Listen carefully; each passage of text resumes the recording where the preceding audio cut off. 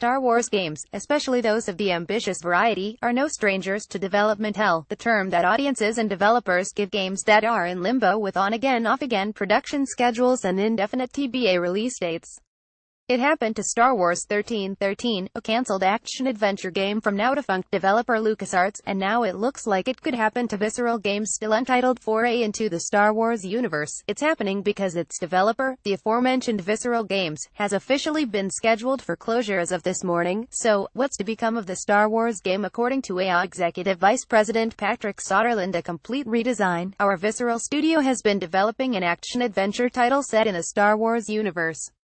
In its current form, it was shaping up to be a story-based, linear adventure game.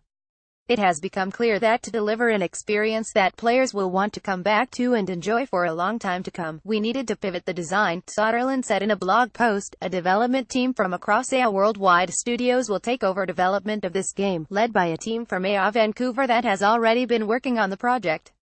Our Visceral studio will be ramping down and closing, and we're in the midst of shifting as many of the team as possible to other projects and teams at EA. Lastly, while we had originally expected this game to launch late in our fiscal year 2019, we're now looking at a new time frame that we will announce in the future. Image from Dead Space 3 Hasta la Vista. Visceral closures for studios are never easy to report on, especially ones as special and unique as Visceral Games.